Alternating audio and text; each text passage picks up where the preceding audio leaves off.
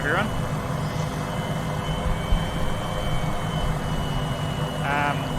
Today we're in Flight Sim 2020, the Microsoft one, and we're in the new Cowansim's MD500 for it, which just released within the last week, and I've been wanting to do a video on it quite a bit sooner than this, but I just didn't get around to it.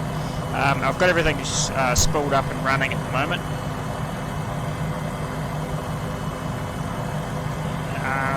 Because I haven't played around too much with this lately, so I've got to figure out the startup sequence in this, and I don't know if the throttle's working correctly yet, but it's early days. But this is an absolutely brilliant machine. I've been waiting for this one because I love flying this one in X-Plane, so now we can test what it's like in Flight Sim 2020. So here we are sitting at Heli base, scenery in Flight Sim 2020.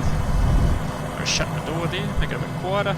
It's got all the things like X-Plane does. You click on the headsets and you can put them on. It doesn't seem to quieten it down on this one. You can get rid of the fire extinguishers just by clicking on them. One thing I've noticed, I haven't found it, is the option to get rid of the extra so that you don't have dual controls, or change the layout so it's more of a simple panel and not the instrument cluster down here, and have the bench seat rather than the second lot of controls there. Other than that, it's very much the same as the one in X-Plane, but just looks a whole lot sharper. So I'll flick to the outside view while we're sitting here at the base. I've already updated the colour scheme to match. Adding on the extras like the spray tank, cargo pod, and that, you just got to go into the weight and balance menu and adjust the weight. So I'll take that. If I wanted to take this, say the skid mirror off, I would go in and change the weight. I think it's like 5 kg. You'd turn it off to 0 and would make it disappear. So it's the same, essentially the same looking helicopter as we had an X-Plane, but now we've got the ultimate scenery to go with it. So we'll go see how it handles. So we'll jump back in the inside. So we're sitting up there, we've got real world time and weather on, so we'll see if we can get across to the Otapua hut and come back.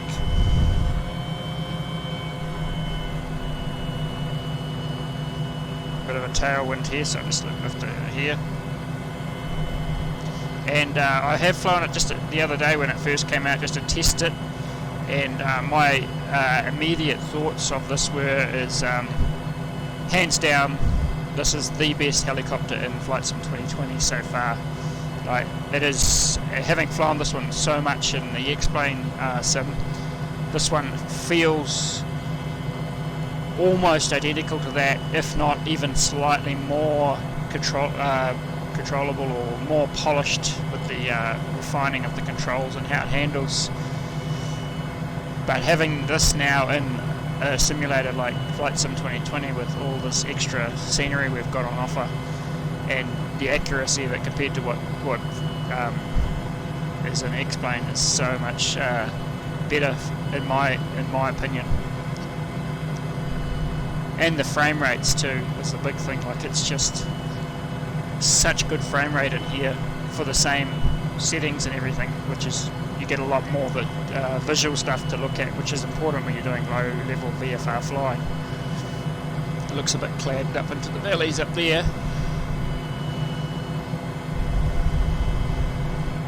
I am running a mod for the trees in Flight Sim 2020, I don't know if I've mentioned it before, which just basically lowers the height of them, so it actually shrinks them a little bit as such, because the default ones obviously aren't set up for New Zealand, so they're kind of a little bit over the top tall in places. Hopefully that'll change, because there's a big update for the Oceania New Zealand coming out. I think it's later this month, so I look forward to that, because I may be able to get rid of the mod if they have more accurate tree types here, which will give better heights.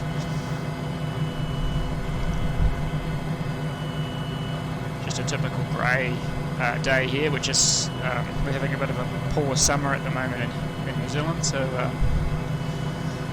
a lot of rain and showers around. At least it's actually flyable today. There's not too much clag in the valleys here. Looks a little bit in the higher country though, up out to the west.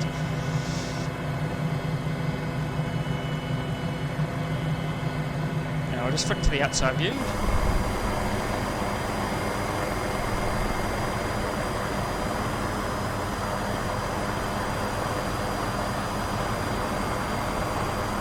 Such a nice looking machine, and having it in Flight Sim 2020, I was quite curious to see how it felt, because I'm very familiar with how this one handles in the X-Plane Sim, and the fact that you can just jump straight in and you've got basically this exact same feel is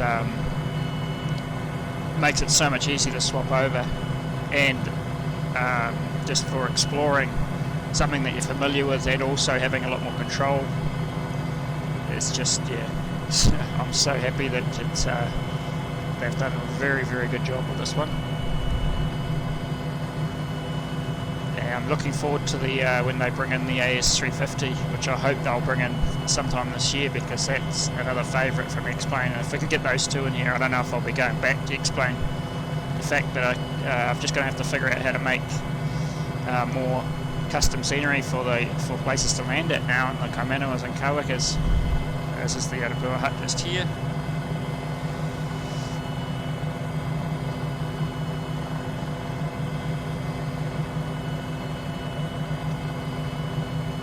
One thing I probably have noticed a little bit with this helicopter, like whether it's just because it's obviously running on a different physics engine with the Flight Sim 2020, and I've just got to probably dial my sensitivity settings in a little bit, is the how it handles in relation to entering like power set or settling with power, like vortex ring state. It's you've got to be a lot more gentle on your pitch pulls than what you were in X-Planes. You could get away with it quite a lot in X-Plane. Like it still simulated it to an extent, but I think it's more. You've got to be a little bit more onto it in this one compared to what you would have been in X-Plane.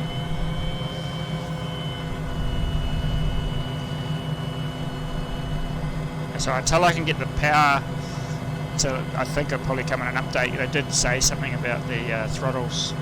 You have to do it manually with the hand controller, which I haven't got in front of me at the moment. But what we can do is on a future video, when the throttle, I've got it set up on my joysticks, is I'll do some auto rotations and see how it handles.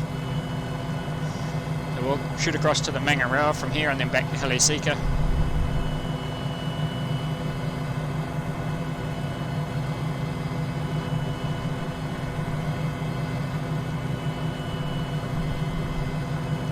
It's quite a weird feeling having flown this.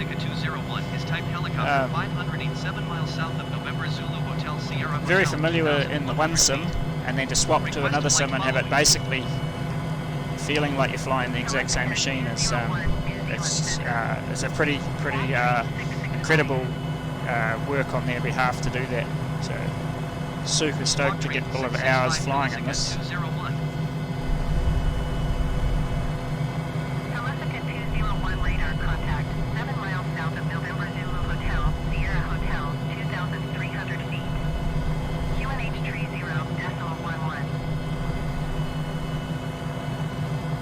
Roger, Helesika 201.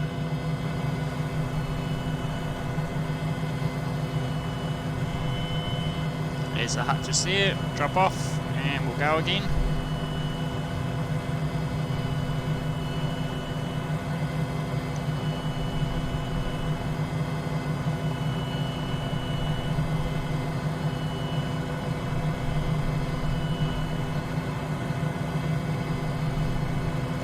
Head back to base. There's the Mohawker down there.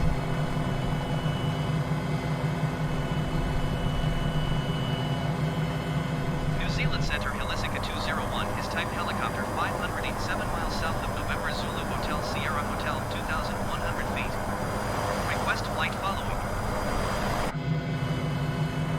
Helesika 201 New Zealand Centre. Squawk 0255. Squawk 0255, Helesika 201. Helesika 201 radar contact.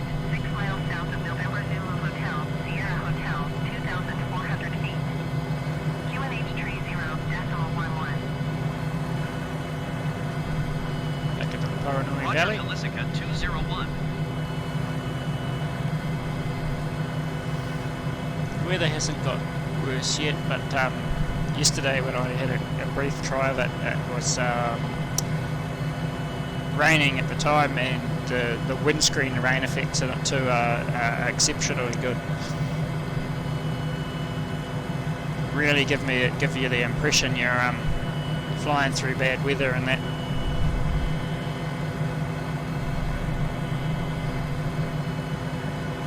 So now all as we need is a Sobo or Microsoft now to start adding in more customization to the heli simming part of the sim now, so we can have sling loads and aerial spraying ops and things like that, or at least a bit more variety to what you can actually do with them and utilise them for what they're designed for. And I'm pretty sure that it will come at some point. 123.6 for Helisica 201. May approach Helisica 201 2,300 feet. Helisica 201, may approach QNH 30.11 continue as planned.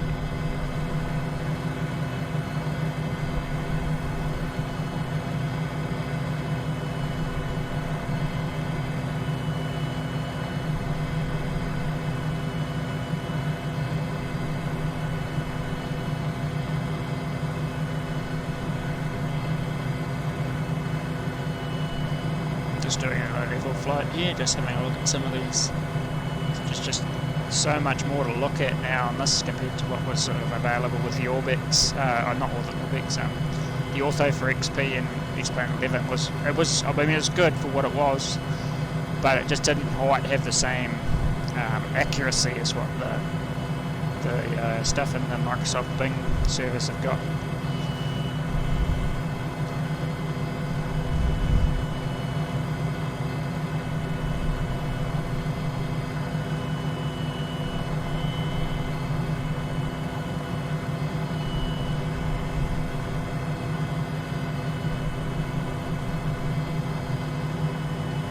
Flick to the outside view once we end in a hover outside the hangar and just have a little look what it looks like hovering in ground effect.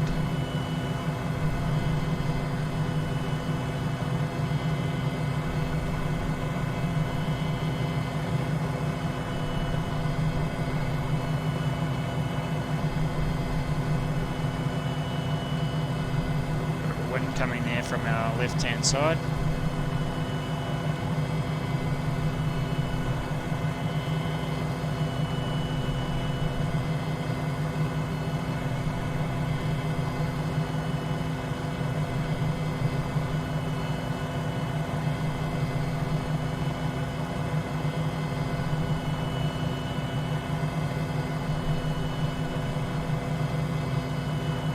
Alright, we'll just flick to the outside view here.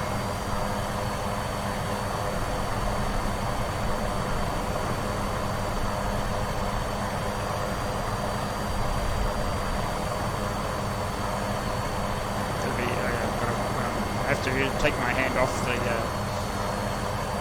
collective to activate the outside view, so it's a little bit interesting. Side on wind there. Alright, we'll flick back inside, and we'll go and land. Just landed on the concrete there by the fuel hose. I need a bit more practice before I can land on the dollies again now, sort of especially with the tailwind like this.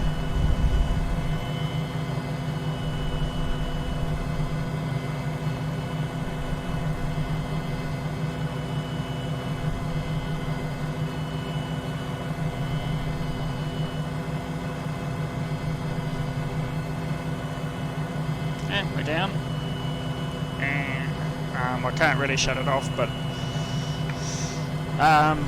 I'll figure out how to do all that and set up buttons and stuff for it. But this is, yeah, it's completely blowing me away how awesome it is to swap from one to the other and have the helicopter very, very much the same. So I'm super happy. So if you guys are into 500s, I highly recommend this helicopter, and yeah, what a lot of fun. I'm looking forward to it. Expect some more videos on it, hopefully in the near future. I'll catch you on the next one.